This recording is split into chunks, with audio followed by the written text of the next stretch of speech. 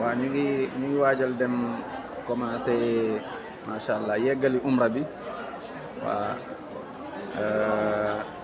buñ fi jógee ñu ngi ci hôtel bi nii dañuy dem léegi ci macha allah ci kaaba gi suñu yegsee bi idnillahi taala direct ñaanu booy dugg ci jàkka bismillah wasalaatu wasalaam ala rasulillah allahumma igfir li dunubi waftax li abwaaba rahmatik. après boo jógee ci loolu buñ fa jógee ñu daal di jubal direct dem ci kaaba gi ñëw ba tolloog xajarul aswad yëkkati suñu loxo ndeyjoor ne bismillah wallahu akbar.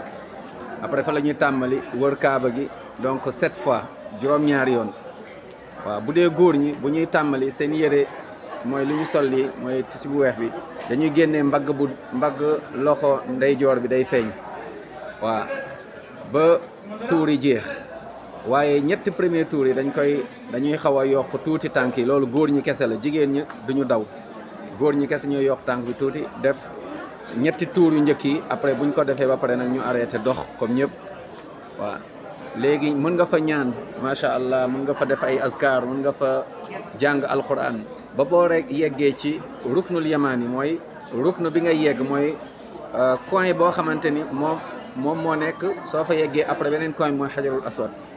soo ñëwee ci coin boobu yaa ngi dem xajarul aswad foofu rek lañ la naan na nga wax ñaan bi mooy rabbana atina fi dunya xasana wa fil axirati xasana wa qina adaban naar nga koy wax répété ko ba yegg xajarul aswad. boo fa yeggee donc am nga benn tour nga yëkkatiwaat sa loxo ndeyjoor ne allahu akbar nga defaat comme ni nga defoon sànq waaw ba mu mot juróom-ñaari yoon. après boo fa jógee ñu daal di dem maqaamu ibrahim mais du yomb ndax day bari ay nit après ñu ne wattaxidu min maqaami ibrahima musalla après nga daal di julli ñaari rakka macha allah rakka bu njëkk bi fatiha qul yaa ayyuhal kaafiruun beneen rakka bi fatiha qul huwallahu ahad. suñ fa jógee ñu daal di dem safa pour def mooy que ni sa'i bayna safa al marwa. donc bu ñu yeggee safa waa daal di ne abda'u bima bada allahu bi daal di ne inna safa wal marwata min sha'airillah faman hajja al bayta aw i'tamara fala junaha alayhi an yattawafa bihima wa man tatawwa xayran fa inna allah shakirun alim nga wax li. après daa di jàkkaarloo kaaba gi daa di wax allahu akbar allahu akbar allahu akbar ñetti yoon nga ne laa ilaha illa allah wahdahu la sharika lah lahul mulk wa lahul hamdu yuhyi wa yumitu wa huwa ala kulli shay'in qadir. laa ilaha illa allah wahda anjaza wa'da wa nasara abda wa hazama al ahzaba wahda nga daa di koy wax après yëkkati sa loxo ñaan. après daal di waxaat loolu mooy allahu akbar bi ñetti yoon ba mu jeex après nga yëkkatiwaat sa loxo ñaan après nga defaat ko ba muy ñetti yoon. après ñu daal di dem li nga xamante ni moom mooy macha allah waaw moom mooy marwa.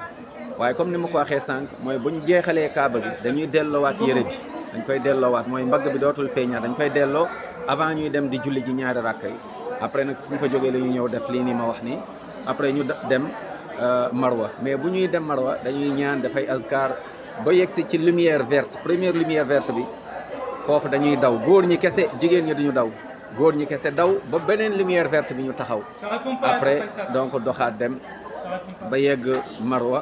après suñ fa yeggee jàkkaarloo kaaba gi encore ne allahu akbar comme nañ defoon fële laa ilaha illallah wahdahu la sharika lah wahdahu yuhyi wa yumiitu wa ala kulli shay'in qadir laa ilaha illallah wahdahu anjaza wa'da wa nasara abda wa hazama al ahzaba. après nga yëkkati sa loxo ñaan def ko comme niñ defoon fee ñetti yoon après delluwaat suñu ñëwaatee doxaat ba yegg si première lumière verte bi ñu daw góor ñi kese ba beneen lumière verte bi ñu taxaw mooy diggante ñaar lumière verte yi la ñuy daw. donc après mu ngoog ñu yegg dem safa daal di taxawaat defaat loolu waaw daal di ñaanaat comme niñ ko defee woon rek ñaan après delluwaat def ko ba mu mot 7 fois. waaw donc ñu ngi tàmmali safa def safa 1 2 3 4 5 6 7 ñu ngi tàmmali safa ñu ngi koy jeexalee marwa. après bu ñu fa jógee daal di dem watu ji waaw watu ba mu set wecc moom moo gën. waaw am na ñuy wàññi baax na waaye nag li gën mooy nga watu ba mu set wecc. jigéen ñi dajale seen karaw gi yëpp daal di ciy wàññi lu tolloog baaraam. donc umra bi macha allah lii moom mooy umra jeex na alhamdulilah.